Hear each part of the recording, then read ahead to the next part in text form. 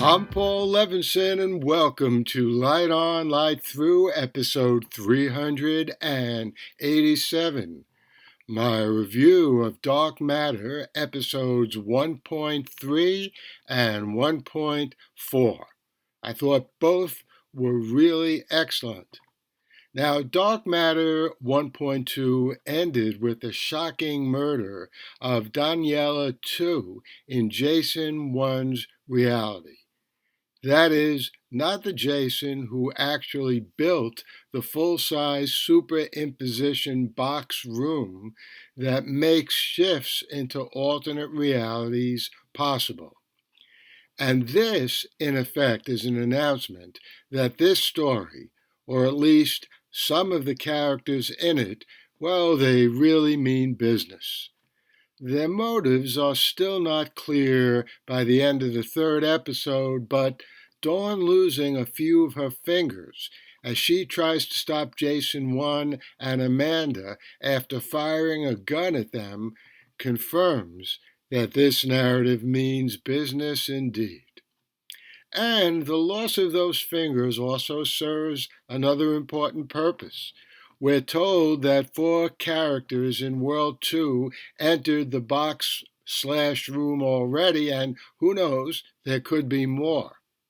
We'll at least now know immediately that if Dawn suddenly shows up in World 1 with any missing fingers, well, she's likely actually Dawn too. But lest you think that dark matter is all quantum mechanics and gore, although there's a lot of that in there are also some clever touches in episode 1.3 that are neither QM or gore. My favorite is the Guess Who's Coming to Dinner party in World 1, in which Jason 2 struggles to know who everyone is and what they do, using an iPhone to help. Of course, it's an iPhone. The series, after all, is on AppleTV+. And Ryan 1 tells Jason 2 that he's looking good, which he should.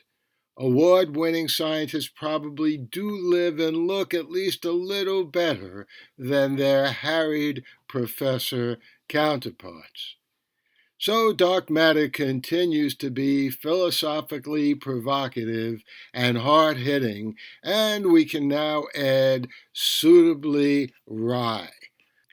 Let's get to the next episode, 1.4.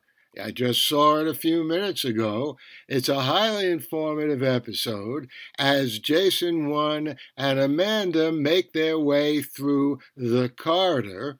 You can put that in quotes, that's the title of the episode. And therein partake of the doors to the multiverse.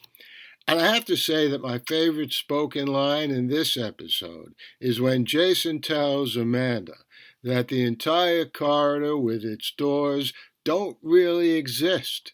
They are rather the result of their human minds struggling to make a little sense of a reality that the human mind cannot understand. The only thing missing in this astute observation was that the true conduits to the universes Jason and Amanda were accessing were the thing in itself, which Immanuel Kant realized that the human intellect could never comprehend. Now, Kant made that observation in the 1700s, of course, in our universe. Jason 1 also draws upon a fundamental principle of quantum mechanics, which brings us into the 1900s, and of course, QM, quantum mechanics, underlies all of dark matter. That principle, by the way, is that the mere observation of a subatomic particle can change it. Jason explains that he and Amanda can get to the alternate reality they seek by merely clearly thinking about that reality. Now, this QM on the macro level has been a staple of lots of science fiction over the years, and dark matter, I think, is parlaying it very effectively. Indeed, Jason goes on to explain that his kidnapping that launched this narrative was the result of Jason 2 figuring out in which alternate universe Jason 1 was residing. Actually not figuring it out, but envisioning it in some intense way, and thereby finding and identifying the door into that reality.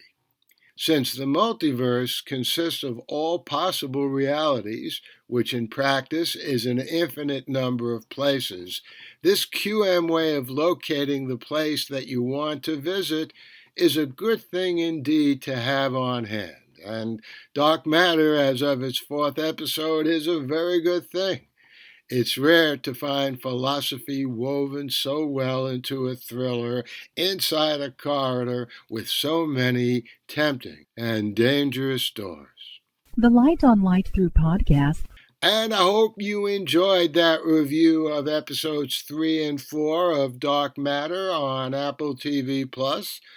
I'm going to continue to watch this series and review it, so I may be back here with a review next week of Dark Matter, or it could be a review of another riveting series or movie, usually science fiction, or it could be another interview. In the meantime, stay safe, stay sound, and enjoy. The Light on Light Through podcast.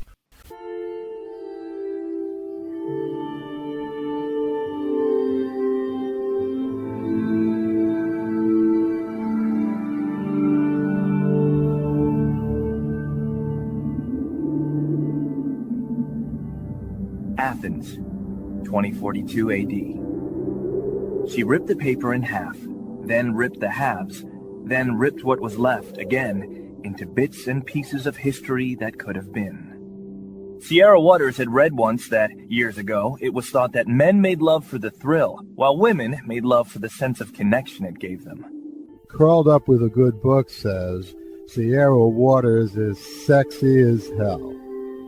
You can find out more about The Plot to Save Socrates by Paul Levinson at theplottosavesocrates.com. Your brilliant story, it's real life. Paul Levinson's Silk Code, about an ancient biotech war raging on in secret for centuries.